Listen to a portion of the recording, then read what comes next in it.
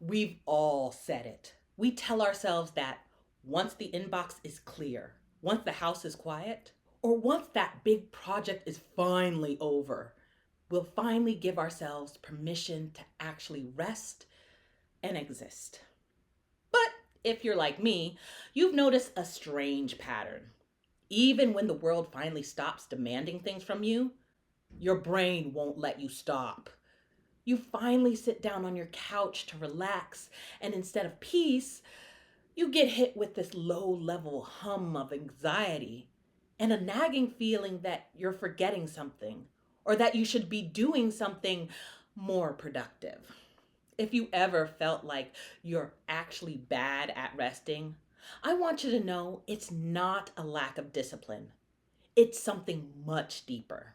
Today, we're going to talk about why your brain treats doing nothing like a threat and how to finally stop feeling like you're constantly on call for a life you're supposed to be enjoying.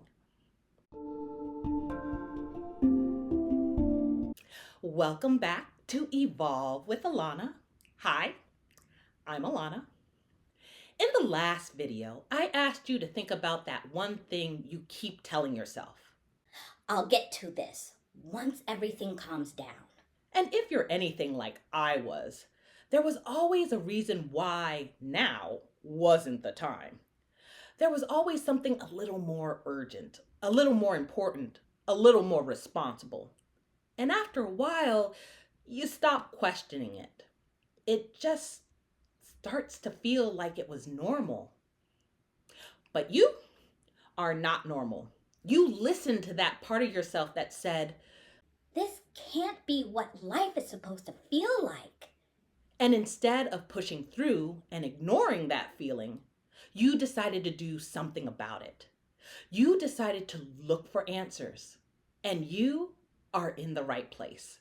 This channel is all about giving you powerful insights and practical principles so you can use them together so you don't have to live a life full of anxiety and expectations. And if that sounds good for you, click on that little subscribe button down below. So let's talk about what actually happens when you do get a moment. Nothing is immediately on fire. No one is asking you for anything. You finally have space to breathe, and instead of relaxing, your brain starts scanning. What am I forgetting? What should I be doing right now? Is this actually the best use of my time? And somehow, rest runs into this low level background anxiety. Not loud, not dramatic, just constant. I remember noticing this really clearly one weekend. I had intentionally blocked out time to rest. I had decided that I would just sit on my couch and watch Netflix. I sat down. I got comfortable. And within maybe 5 minutes, my brain was already trying to get me out of it. Okay, but we could just knock out a few things real quick.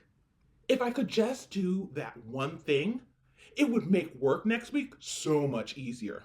It'll only take 20 minutes. Which was a lie. It never took 20 minutes. But what stood out to me wasn't just the thoughts, it was how uncomfortable I was to stay still. Like my body didn't trust it, like it was waiting for me to realize I had made a mistake. And this wasn't just in those obvious rest moments, it showed up in small ways too. Reaching for my phone whenever things got quiet, always running through my to do list in my head, always feeling on edge when I was supposed to be relaxing. And I couldn't figure out why. Because on paper, nothing was wrong. And this is the part that most people misunderstand. You don't struggle to relax because you lack discipline. You struggle to relax because your system has learned that not doing something equals not safe. So when you try to slow down, it's not just a mindset thing. Your body is literally like, Something's off. We're not staying ahead. We might be missing something. So it pushes you to get back into motion. This is what I mean when I talk about patterns, not surface level habits, deeper, automatic ways of operating that run in the background without you really choosing them. Things like feeling responsible for things that aren't fully yours, or needing to anticipate things before they happen, or feeling like enough is always just slightly out of reach. And the tricky part is, these patterns feel like you. They don't feel like something you learned. They feel like, this is how I am. This is how I work. If you think back for a second, you might be able to see when this started. When being on top of things became important. When becoming dependable became expected. Not in a big dramatic way, but in smaller moments. Like when you caught a kid before they hurt themselves, or the time you had that backup drive when the computer that had the presentation on it totally crashed, or when you caught that mistake in the report that would have cost the company money. When being responsible mattered, when being dependable got reinforced, when you staying on top of things made everything easier for everyone. And over time, that just became your default. And this is why trying to just relax doesn't work. Because you're not fighting laziness. You're working against something that was actually useful.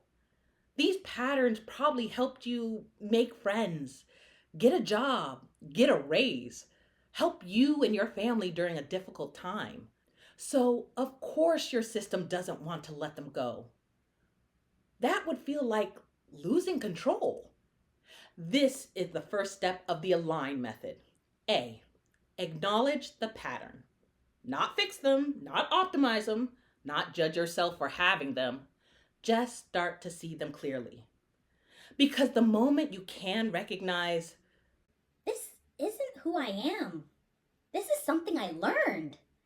you create a little bit of space. And in that space, you're not just reacting anymore, you actually have a choice. So here's something I want you to try this week. The next time you sit down to rest and that urge to get up and do something shows up, pause and just ask yourself, what do I think is about to go wrong right now? Don't argue with it. Don't try to fix it. Just notice it. Because awareness is what starts to loosen the pattern. Not force, not discipline, awareness. And I'm curious, as you were listening to this, was there a moment where you caught yourself thinking, Oh, I do this all the time. if there was, drop it in the comments. The specific pattern, the thought, the moment, whatever stood out. I read all of them, and it helps me make these videos cater to what you are actually experiencing, not just general advice. In the next video, we're going to take this one step deeper. We're going to look at where these actual patterns actually come from, and why do they feel so true when they're not. You're not bad at resting. You were just never taught how to feel safe doing it. And I'll see you next time. Bye bye.